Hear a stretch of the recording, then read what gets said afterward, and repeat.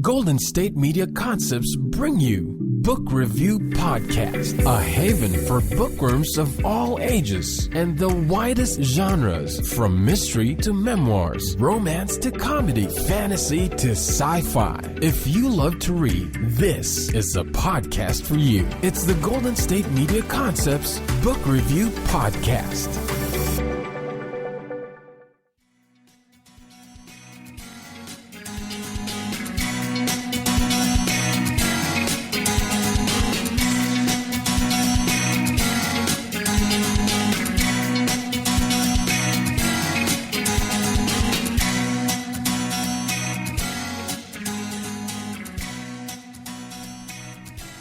Hello and welcome to the GSMC Book Review Podcast, brought to you by the GSMC Podcast Network. I am your host, Sarah, and I am happy to have you here with me on this Tuesday for another author interview. First off, I hope you had a great weekend. Hope you got some reading in. Hope, I keep mentioning the snow. Hope the snow wasn't too crazy in your area, wherever your area is. Or the rain. We're still having rain here, which is still making my roof leak. Always a good time, and thankfully it's not a huge leak, and it's being taken care of by a bucket, and it will be fixed soon. But, it's still there. It's still leaking. So anyway, it's not what we're here to talk about. We're here to talk about books, and we are here to talk about one book in particular. That book is called The Unrepentant by E.A. Aymar. He is my author interview today, and I'm excited to have you listen to that. Before we get to the interview, let me go ahead and give you the description of the book. 18-year-old Charlotte Reyes ran away from an abusive home only to end up tricked, kidnapped, and taken across the country by criminals. Charlotte manages to escape with the help of a reluctant former soldier named Mace Peterson, but she can't seem to shake the gang or the crooked cop paid to bring her back, alive or otherwise. With nowhere to run and nowhere to hide, Charlotte realizes she has only one option. She has to fight. Set in the Virginia, Maryland, D.C. triangle, The Unrepentant combines page-gripping action and black comedy and provides a no-holds-barred, necessary examination of the dark corners of the human mind. So you probably gathered from that description that this is a thriller, and you would be correct. It is a page-turner. I've said before that thrillers aren't always the genre that I go to first, but I have been exposed to more genres as I've done this podcast, and this book, like I said, it's a page-turner. It is fascinating, it is dark, it is hard to read at times, but there's also humor, there's also relationships, there are so many good things about this book that help to make up for the unpleasant things. And, if you're a person that loves thrillers, then you should definitely check this out. If you're a person who's like, not so sure about thrillers, they're, like I said, sucked me in from the beginning, and it is a page turner. And while I might not have really said, yay, great subject matter, I mean, who does? It's got some really dark elements to it, but it also, like I said, has humor, it has relationship, it has all kinds of other things that really balance it out. So I do have copies of this book to give away, so if you're interested in it, you should definitely stay tuned to the end of the episode to find out how you can win a copy of The Unrepentant. Before we get to the end of the episode, we have to have an interview. So let's go ahead and turn to that interview with author E.A. Aymar about his new book, which came out yesterday, in case you were wondering. That book is called The Unrepentant, and here is that interview. Hi, Ed. Welcome to the podcast. Thanks, Sarah. Thank you so much for having me. I really appreciate this. It's wonderful to have you here, and I'm excited to talk to you about your book, The Unrepentant. Before we get to the book, though, I'd love for my listeners to get to know you a little bit. If you could just share something about yourself, that would be great. Sure. I'm about 5'10". Did you want more? Sure, maybe just a little more. Sure. Okay.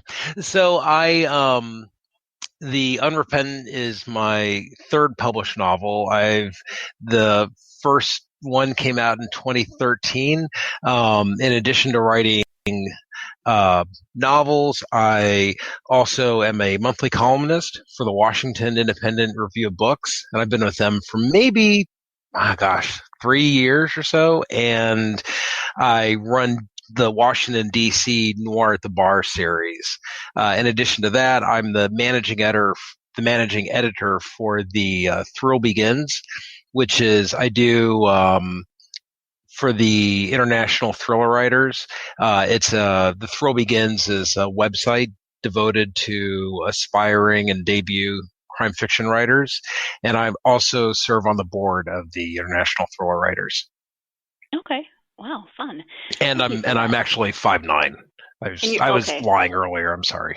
Are you really only like 5'5"? Only. I mean, I'm just saying. Is this number just going to keep going lower as the podcast continues? I'm 3 feet tall. Okay. Hey, own that. There's nothing wrong with it. So instead of your height, let's talk about your book. Tell us about The Unrepentant. So The Unrepentant is a romantic comedy set in the world of sex trafficking. No, that's not it. It is part of that's true. No, The Unrepentant is a story about a young woman named Charlotte Reyes who escapes from a group of criminals and realizes that to fully escape, she needs to take her revenge on them. And she's joined in this by a retired, somewhat disillusioned soldier named Mace Peterson. Mm-hmm. And go ahead. Oh yeah, go ahead, sir. Oh, I was just going to say, what was the inspiration for this particular story? So, all of my books have essentially been a study of the philosophy of violence. I think, I'm very much a dude, and I grew up on Indiana Jones and rap and then Tarantino movies and crime fiction, and violence was, plays a role in a lot of those, but it's cartoonish and generally bloodless. And as I grew older, I began to see violence more in a light that's callous and cruel and disturbing. And that sort of, I guess, dichotomy interested me. And I really began to write more about violence and what it does to people and why people do it. And I think when you look into violence enough, especially from the perspective I did, where you're looking at it as an act that's cruel and that has elements of bullying to it, and of superiority and dominance, you eventually get to looking at violence committed against women by men. And I think that ended up being something to me that was revealing, in the way it is to a lot of men, sort of as the Me Too movement showed. A lot of men were like, I had no idea things were that bad. And women were like, you don't know the half of it. So I think there's something about that, the element of violence and how it affects men and women, was really the genesis of The Unrepentant. Okay. And you've touched on this a little bit, but the book is about sex trafficking, which is neither an easy nor a pleasant topic. Sure. So you talked about the Me Too movement and violence against women. What made you then take that to kind of the next level to decide to write about sex trafficking in the book?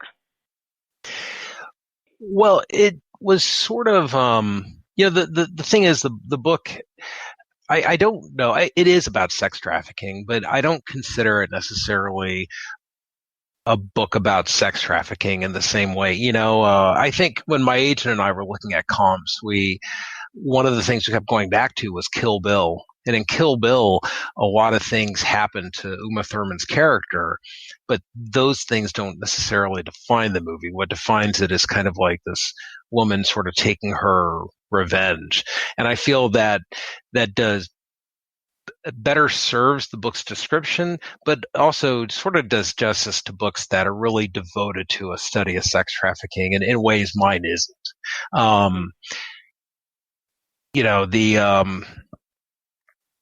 That was kind of the impetus for that. And I'm sorry, what was the question? No, I mean, I think you answered it in a roundabout sort of way. I mean, there is as I do. I mean, the whole impetus for Charlotte's actions is the fact that the basis of the story is sex trafficking. But then as the story goes on, that's really not what it's about. It's what happens after, and it's her relationship with Mace and everything. I was just curious as to when you're thinking about writing a thriller, as you do, how do you some people would shy away from the harder topics of things like violence or sex trafficking. So maybe a better question would be what draws you to some of those darker elements? It was, that's right. And I remembered what I was going to say that got lost somewhere in that answer. But, looking at it was a bit of a tough thing because I wanted to write, a female protagonist. The protagonist of my last two books had been a man, and the characters that readers tended to talk to me more about after they read those books were the female characters. And I wanted to look into that more and really have a woman as the protagonist of a book. But along those lines, I was looking at how women are commonly portrayed in crime fiction and in thrillers, and often they're the sidekick. And a lot of times I'd read characters who sort of embodied that what they call the myth of the happy hooker. The Julia Roberts and Pretty Woman thing. And I wanted to explore that, so I read about that. And I think that's sort of where my research into violence and reading about it led me. It led me to, when you read about it, how it's affecting women, sex trafficking and human trafficking is a big part of that. So I was sort of disabused of a lot of my notions about prostitution in that sense. And that research kind of made its way into the book. Yeah. And so talk a little bit more about the main characters in Charlotte and Mace. What about them do you think will resonate with readers? So, Charlotte's tougher to figure out. Her experience makes her unique, and so does her background. I don't think she's a character that people can necessarily relate to in a lot of elements, but I wanted to try and bring her humanity out, because it's something that comes into question in the book, I think, and you have to wonder if that humanity's been sort of taken from her.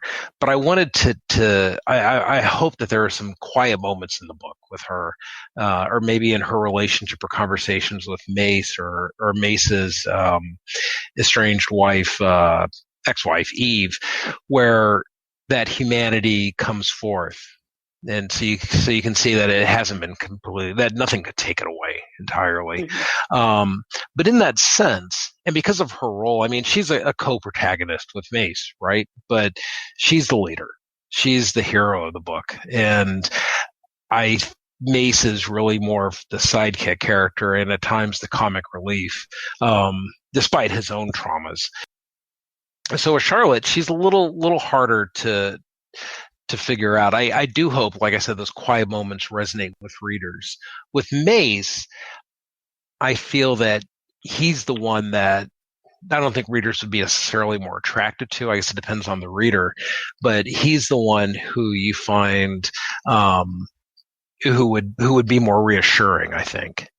He's mm-hmm. the person who responds to situations with humor, and ideally sort of tamps down that darkness. In earlier versions of the book, Mace was his trauma was much more severe than it eventually was written, and I realized the book wasn't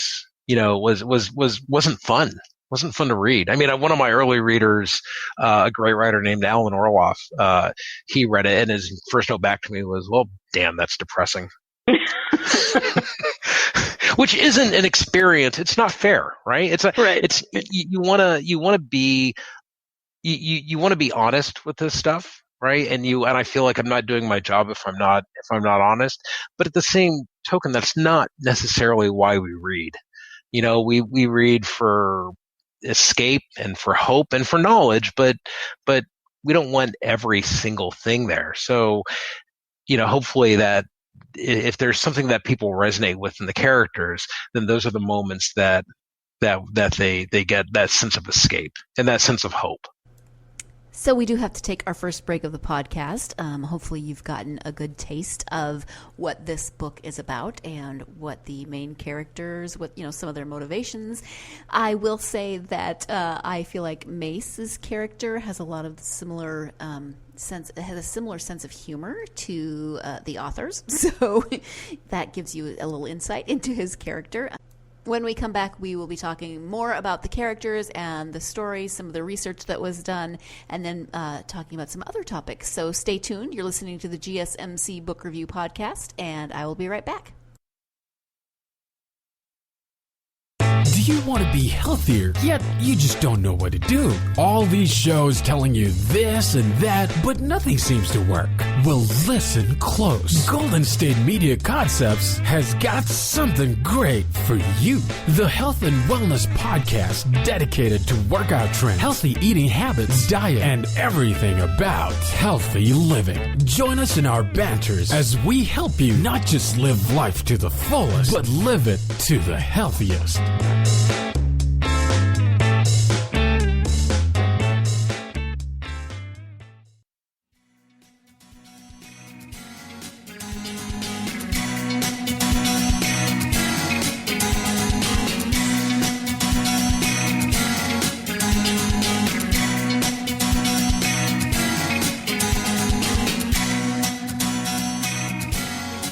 Welcome back to the GSMC Book Review Podcast. I am speaking today with author E.A. Aymar about his new thriller out yesterday called The Unrepentant. So let's go ahead and get right back to that interview.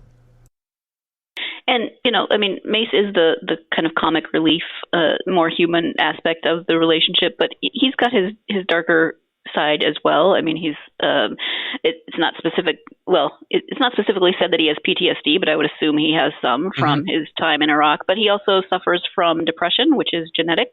And so I really appreciated that aspect of his character because it makes him more fully human. He does have that kind of self-deprecating sense of humor, but there's also this other aspect to him where he is not just the sidekick, but he is kind of fully realized in that way. Thank you. Yeah, the depression was, something that it sort of made sense. I wanted him. It's something in a way that Charlotte can help him out with. There's a point I think where he realizes he hasn't been depressed, and there's a connection there that helps him. And I didn't want that to be, something that was necessarily treated lightly. Like, hey, now you're fine. Just make friends. Right. Yeah.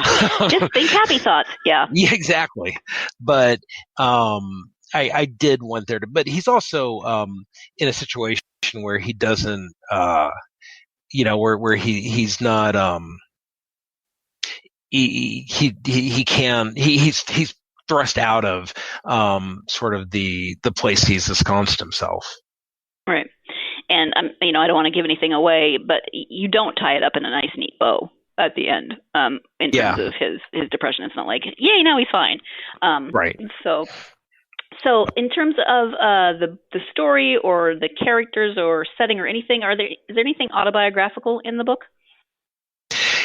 Yeah, I with both characters in a way, I'm mixed race. I was born in Panama. My mom's Panamanian, and my dad is from Nevada, so Nevadanian. That's not what they say. Wondering where you were going with that. but I'm mixed race, and I never really realized it with my first two books. The protagonist was also mixed race, and it never occurred to me. I never thought about that. I mean, a little bit, but it wasn't like a real conscious effort or something that I was trying to portray. It just those books were written very naturally.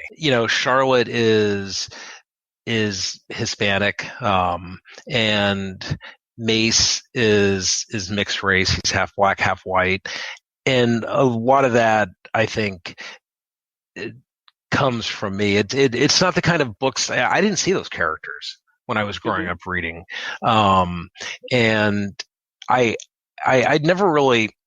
I'd also always thought, if you're writing about characters of a certain racial background, they're going to fall into one or two categories, sort of like when you fill out forms, white, black, Hispanic, Pacific Islander.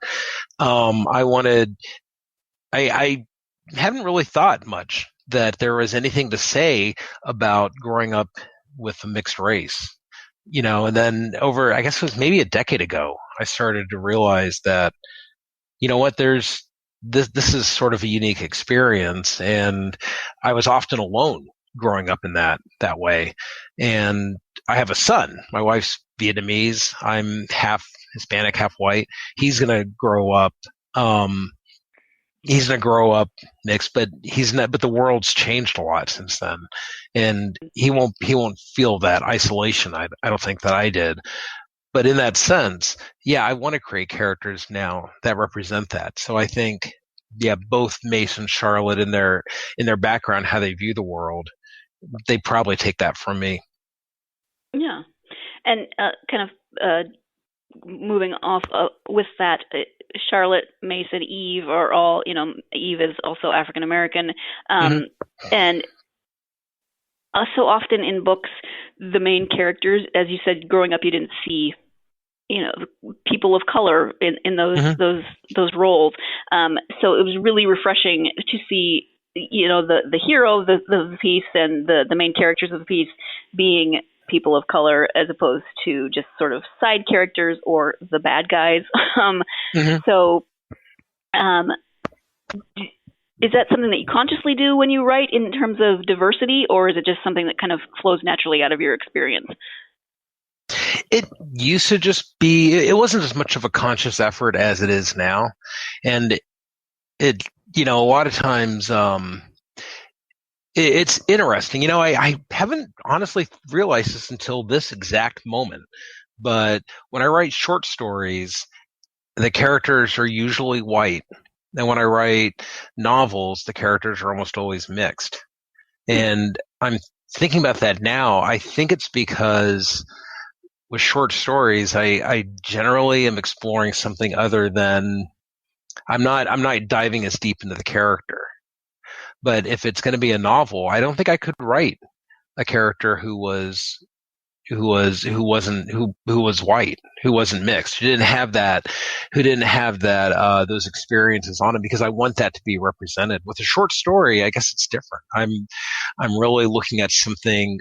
You can write about that, and some of my favorite stories do, but I'm usually writing about something else other than their race, and I usually keep the character that's not much as much of a factor as it is in the novels. Interesting. You talked a little bit about this, but what kind of research did you do for the book? So, I did more research than I ever had. Most of the research I do is visiting places, and I did that. You write about places in the area like Baltimore or around Maryland or DC or Virginia, and I visit those places. I feel like it makes, some writers do great work off Google Maps, and I can't. I have to go there. I have to walk there. I have to feel what the weather's like. So I did that for this book, as I've always done, but I also talked with a lot of people, and I read a lot of books. I read a lot of books about sex trafficking, and it was a bit exhausting. Yeah, I'd have to take breaks. Yeah, I'd read one nonfiction book and then a fiction. It's still crime fiction, so it's not like that great an escape, but it's better. At least fiction. Yeah, and the nonfiction books I read were much more violent and much more descriptive than my book. So it was they were tough and they were honest and they were necessary, but rough. And I also talked with people. I talked with people who work in anti-sex trafficking efforts, a lot who, well, not a lot, but some who had been prostitutes and were trying to steer young men or women from a similar fate. And I talked to a couple of active sex workers who had asked because I told people, I'd like to mention you in the acknowledgments for all the help and information you've given me, if that's okay. And they asked not to, not because of, they mentioned not because they're afraid of being outed or anything like that, but more because they didn't want to be, there's a very polarizing debate in anti-sex trafficking versus sex work. And they didn't want to fall on, they didn't want to fall on one side of that. And I didn't want to either. I read, articles and books by sex workers, who are active in the field and still are as of the time that they wrote those books. And, I can understand to an extent their perspective, so it's, it was an issue that I wanted to write about, but it's a very polarizing, charged one. Yeah, definitely. I can't imagine. I was just thinking when you were talking about the research, just immersing yourself in that, and it's a lot. Just you get a very detailed picture just reading the book. I can't imagine immersing myself that deeply. The kind of the level of you had to have felt. Yeah. There's a word there, but the just kind of sums it up for me. I think blah is perfect. Blah should be like, what's the German word for that? Oh, blah. Yeah. So you have two other books out. It sounds like you write a lot. I mean, you're involved in all kinds of writing aspects of your life. Are there other writings that you would like to highlight? Yeah, there's one. It's odd. It's the thing I'm really most proud of. I mean, this book, The Unrepentant, has been really warmly received, and I didn't honestly think it would be. I was terrified, when the Publishers Weekly review was coming out, and Book Riot was going to cover it, and other places are covering it still, but I've never been in those magazines or publications, and I really didn't know how people were going to react, and it was, like I said, warmly received. And I thought maybe you were going to yell at me for like 30 minutes or an hour today. I don't know how people are going to feel about it. So that's been great. But so I'm proud of the book. But what I'm really another thing I've written that I'm really proud of was, and it's tough to say because it feels a bit like I'm taking something very private that happened and glamorizing it for something, but there's no money to be made here or anything. So this is just something I did. My son was, his daycare. He was sleeping in his daycare, a couple of years ago, and a bullet went through the window and, hit the wall, and the kids were asleep, so they were on the ground. The teachers were sitting down, so nobody was hit, but that, affected me a great deal. And I was asked to, a terrific writer and editor, Eric Beatner, put together an anthology called Unloaded. It is crime fiction writers writing with stories that have no guns. So the point, it is kind of a way of saying that,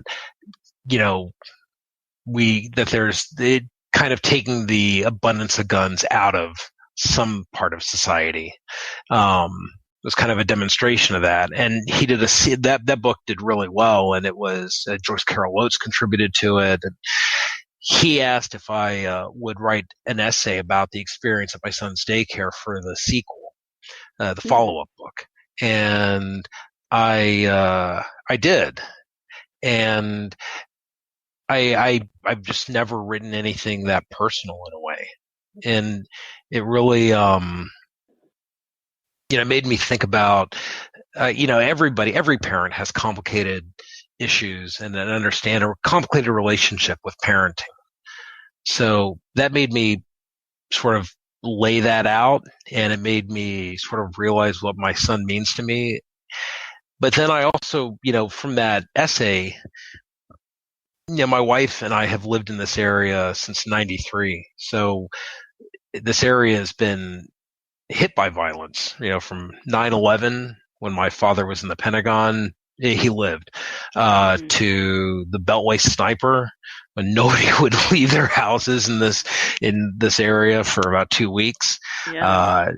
To my wife works for a company where a gunman came in a few years ago and took 3 people hostage in the lobby. And then there was a shooting at my son's daycare, and it's, so I'm probably being told that I should move.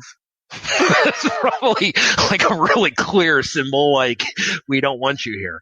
But it's also,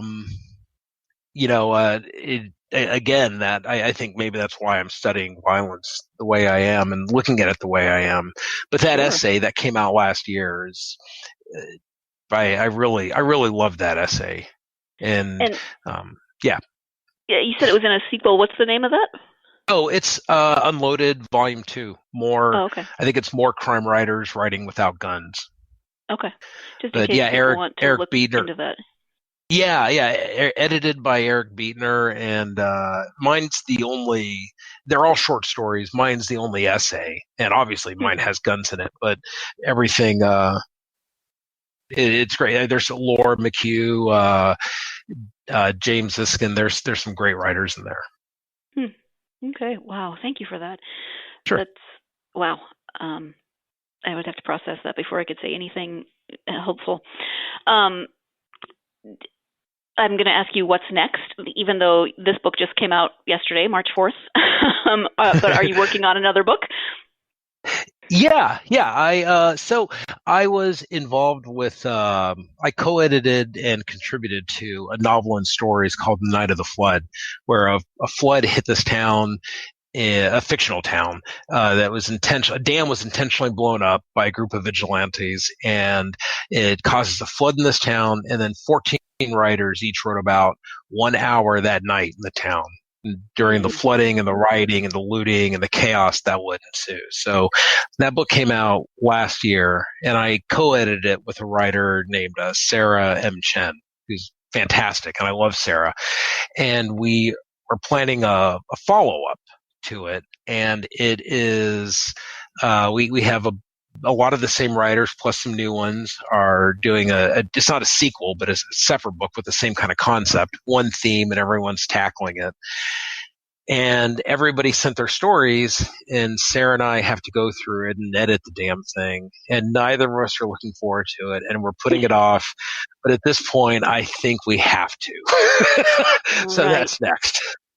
Wow. The logistics of that must be huge, because you said there were 14 in the first book? Yeah. How do you get 14 people to write about the same town and have consistency? And, are there guidelines, like this is kind of how the town is laid out, or are there crossover characters ever? How does that work? Yeah, we did. I mean, for the first one, we had sort of like, okay, here's the storyline, and we had people put in their stories, and then the writers would pull from those stories and like take little minor things and work them into their stories. It worked really well. And actually, for the map of the town, we wanted everyone to have like the same map, so we had to come up with one. We used Springfield from The Simpsons. We were like, this is, because I was like, this is perfectly laid out to what our town would be like. So for this one, Yeah, we've done the same thing. We established some parameters, some certain characters that could recur in stories, a timetable. But the one thing where Sarah is so good and where we work really well together is that I can give Sarah the brunt of the work and she does it, and then I take a lot of the credit. Oh, geez. So we work really well in that way. We are a natural team. I'm sorry, Sarah. You should smack him. Yeah. She puts up with a lot. I mean, we're going to have a 3-hour conversation about the book, going through the edits and stuff. And you've been on the phone with me for like 30 minutes. I mean, imagine 3 hours. It's terrible. Moving on. I think moving on right into the break, this seems like a perfect time to take our second break of the podcast. When we come back, we will have the conclusion of this interview, so stay tuned. You're listening to the GSMC Book Review Podcast, and I'll be right back. Tired of searching the vast jungle of podcasts? Now listen close and hear this out. There's a podcast network that covers just about everything that you've been searching. The Golden State Media Concepts Podcast Network is here. Nothing less than a podcast bliss with endless hours of podcast coverage. From news, sports, music, fashion, cooking, entertainment, fantasy, football, and so much more. So stop lurking around and go straight out to the Golden State Media Concepts Podcast Network. Guaranteed to fill that podcast itch. Whatever it may be. Visit us at www.gsmcpodcast.com. Follow us on Facebook and Twitter, and download us on iTunes, SoundCloud, and Google Play.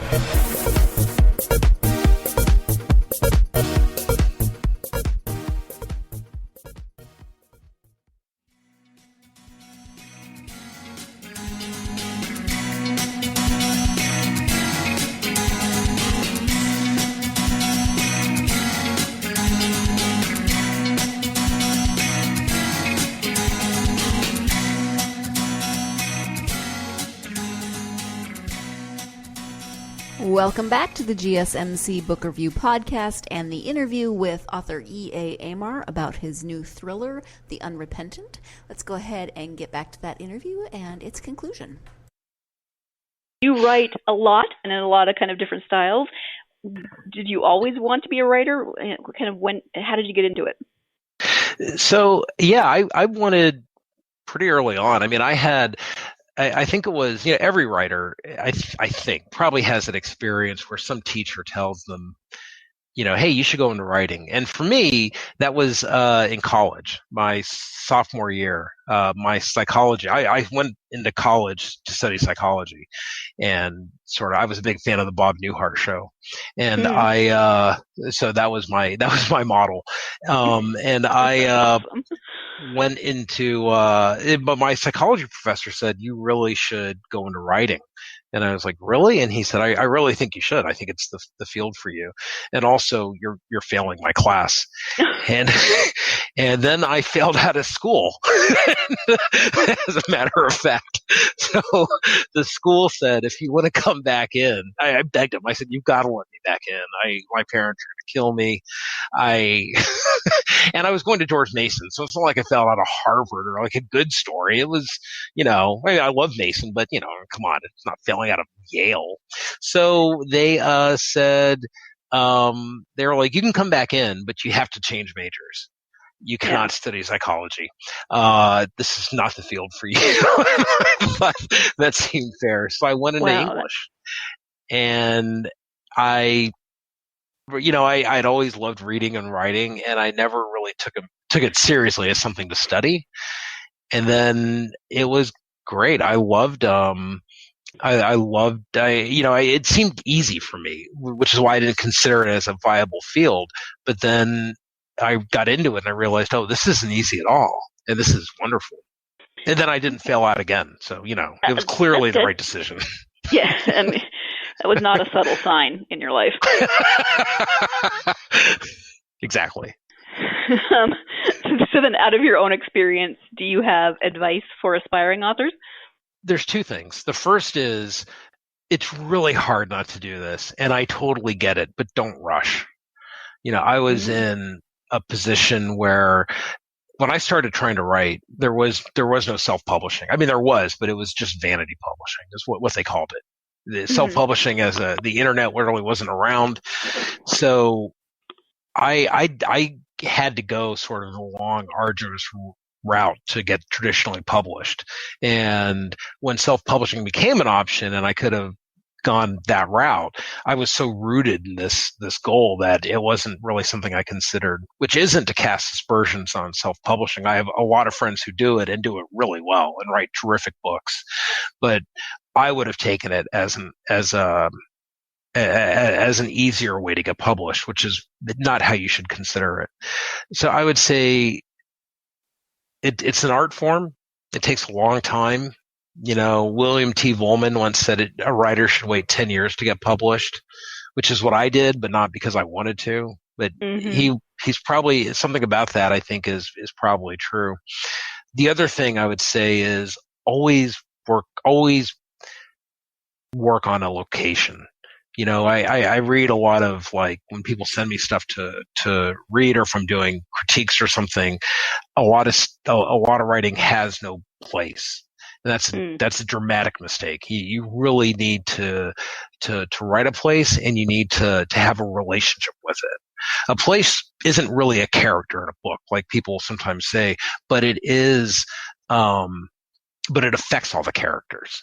And it should represent them. It should be inside them. You should know. I know when someone's from Philly because I'm like, oh, God, that asshole's from Philly. You should be able to tell. I have a lot of friends in Philly, which is why I say that. But you should be able to. You should know, like, how this factors in. I think Flannery O'Connor said, regionalism is American literature or something like that. And she was right. That's a thing of being a writer. And you should always make sure that you have a relationship with the place your characters walk and breathe and live. Okay. Thank you. And then, when you aren't writing and you have time for reading, do you have favorite authors or genres? Yeah, I mean, I was always a big fan of John Updike, who I think's who rightfully in some ways has fallen out of favor a bit. I don't read him as much anymore because he's dead, and he hasn't published because of that. But I love Ann Tyler. I should read. I haven't read everything by her, but I'd love to, and I should. Ann Tyler is just tremendous, and within writers, who are in or close to crime fiction, there's a guy in Baltimore, Nick Corpon. He's terrific. He has a new book called Old Ghosts. That's great. Novella that just came out. A woman in Baltimore named Sujata Massey. Just terrific. She writes, she's with Soho Press now and writes a historical mystery series that's set in England, about the first, I think, Indian woman to study medicine in England. So it's great. And then this area, I mean, I live in an area that's just chock full of great writers. A writer named Angie Kim has a book coming out that hopefully will be gigantic, called Miracle Creek. It's her debut novel, but it reads like, an experienced writer's fifth or sixth book. And then another writer, real quick, who writes sort of outside crime fiction, but she's written both in and out of the field, Tara Laskowski. She has a book coming out called One Lost Night, I think. It's coming out in the fall, and her husband, Art Taylor, has won more short story awards and writing awards than anybody I know. And all those people are in this area, so we sort of have an embarrassment of riches in the DC writing region. Yeah, sounds like it. What are you reading with your son right now? Oh, we're reading The Unrepentant. No, we're not. He's 5. Yeah.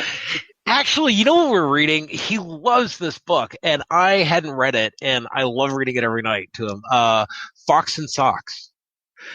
I had no idea how much of a tongue twister it is. And we have a game where I try and read it as fast and clearly as I can. And if I mess up, I have to say butt breath because that makes him laugh. Yeah. So I'm like reading, like, box and knocks on, socks and box on, talks. Oh, shoot, butt breath. And then he just loves it. So I'm really raising him the right way. There's no way he'll end up on a couch later in life. He'll end up on a couch reading to his own children. Yeah, that's the way to go. But we're also really into right now. He loves Frog and Toad. Nice. But if you have any recommendations, I'd be happy to take them. If you for a 5-year-old reading, because I don't know, I don't have a lot of ideas. Anything with underwear. Yes. Yeah, like Bear, like the series, the Bear in Underwear series always makes me laugh. Really, Bear in Underwear? Okay. Mm-hmm. Yeah, he wears these little tidy whities. It's funny. I'm already laughing. So yeah, this is about my level of humor. Yeah. Anyway, I know you have a website, so tell people the address of your website and where they can find you on social media. Yeah, the website is eaymar.com, eaymar.com, and it's sort of a repository for everything I've written, and it also has all of my upcoming events. And then you can find me at my Twitter handle, which is eaymar, or you can find me at eaymar. I think it's Aymar at Facebook or Aymar Writes, one of the two. Okay. Or just send me a friend request. I blindly accept all friend requests. So I'm very lonely. Are those links available on your website? They are. Okay. You can find them all there. Okay, sounds good. And then we have talked about a lot of different things, but is there anything that we haven't covered that you would like people to know about writing or your books, anything in general?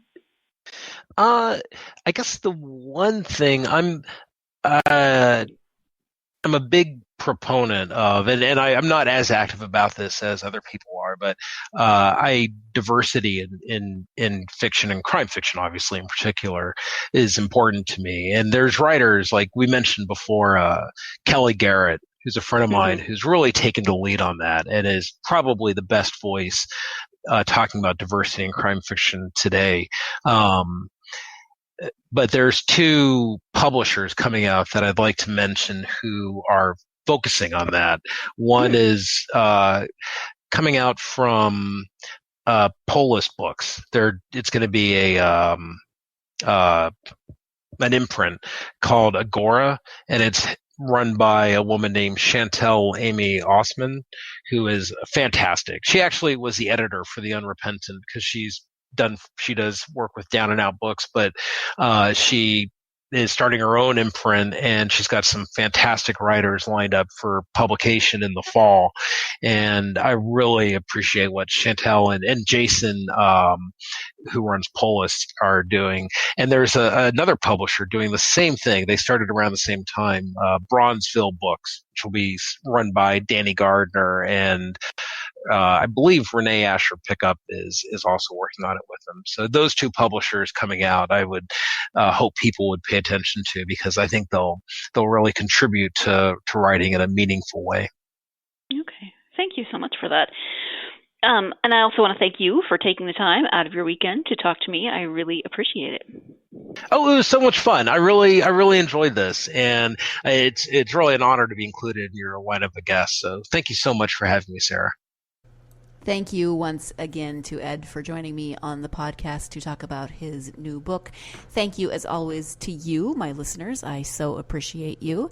And if you are interested in possibly winning a copy of The Unrepentant, you can do so by simply going to our social media pages, Facebook, Twitter, or Instagram, and commenting on this episode, episode 142, that is interview with E.A. Aymar, and that's it. Just comment on one of those pages, Facebook, Twitter, or Instagram, and you will be entered to win a copy of The Unrepentant. Please do like and share those posts as well. But in order to be entered into the contest, you do have to comment, not just like and share. Do all three. Like, share, comment. I would love it. Thank you, as always, to you, my listeners. I hope you are having a great week so far. I hope that you will join me again on Thursday. It is a week of thrillers because on Thursday I will be speaking to author Tosca Lee about her new thriller, The Line Between. Both these books, The Unrepentant and The Line Between, are thrillers. They're in the thriller genre, both very, very different. So you're going to have to tune in on Thursday to find out why. What's so different about the next one? How are they different? Maybe how are they similar? So yeah, join me on Thursday for that interview. In the meantime, have a great week and go out there and get yourself lost in a good book. Thanks. You've been listening to the Golden State Media Concepts Book Review Podcast, part of the Golden State Media Concepts Podcast Network. You can find this show and others like it at www.gsmcpodcast.com. Download our podcast on iTunes, Stitcher, SoundCloud, and Google Play. Just type in GSMC to find all the shows from the Golden State Media Concepts Podcast Network, from movies to music, from sports to entertainment, and even weird news. You can also follow us on Twitter and on Facebook. Thank you, and we hope you have enjoyed today's program.